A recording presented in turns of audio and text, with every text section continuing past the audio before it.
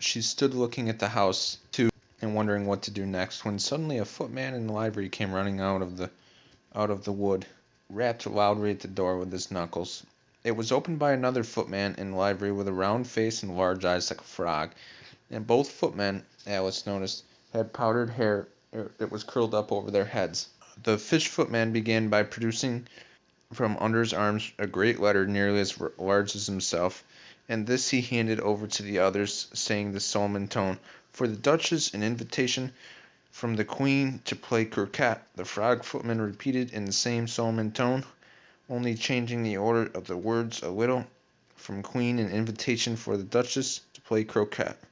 They both bowed a little, and their curls got entangled together. Alice laughed so much at this that she had to run back into the wood for fear of hearing her.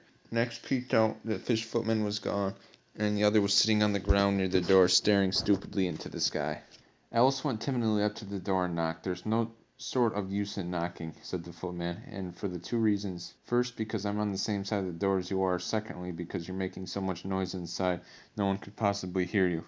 "I shall sit here," the footman remarked, "till tomorrow." At this moment the door of the house opened, and a large plate came skimming out straight at the footman's head. It just grazed his nose and broke into pieces against one of the trees behind him. "Or next day, maybe," the footman continued in the same tone, exactly as if nothing had ever happened. There was certainly too much of it in the air. Even the Duchess sneezed occasionally, and as for the baby, it was sneezing and howling alternately without a moment's pause. The only two creatures in the kitchen that did not sneeze were the cook and the large cat that were sitting on the hearth and grinning from ear to ear. "Please, would you tell me," said Alice, a little timidly, for she was not quite sure whether it was good manners for her to speak first. Why do your cats grin like that?" "I don't know any of that do," Alice said very politely, feeling quite pleased to get into the conversation. "I didn't know that Cheshire's cats always grinned. In fact, I didn't know that the cats could grin." "Oh, please, mind what you're doing," cried Alice, jumped up and down in an agony of terror. "Oh, there goes the precious noise." An unusually large saucepan flew close by it, and nearly carried it off.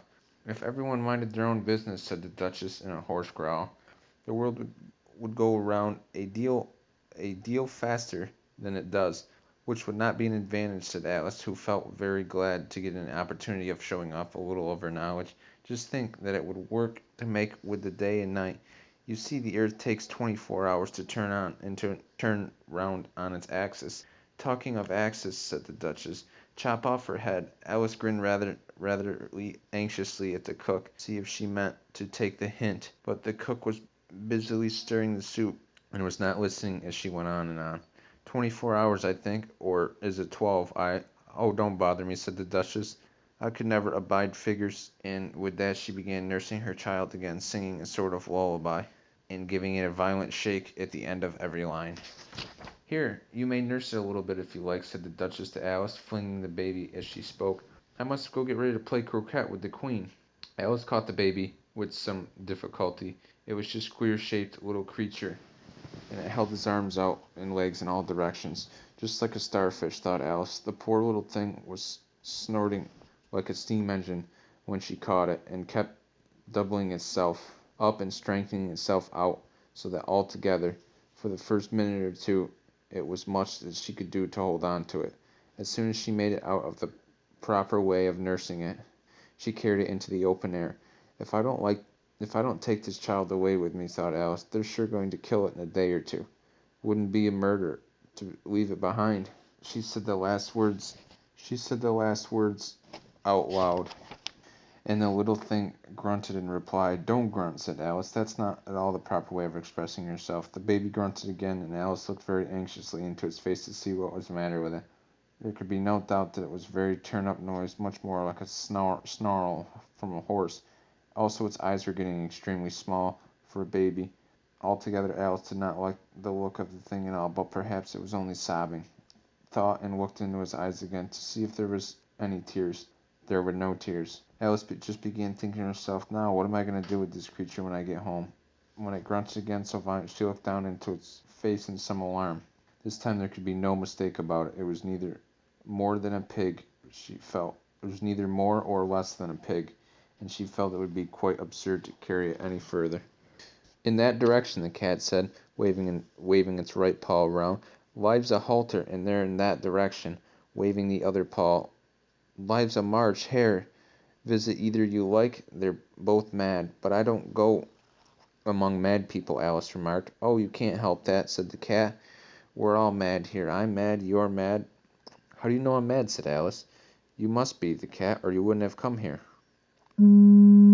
Alice didn't think that provided at all. However, she went on, and how do you know that you're mad? To begin with, the cat. A dog's not mad. You grunt that? I suppose so, Alice.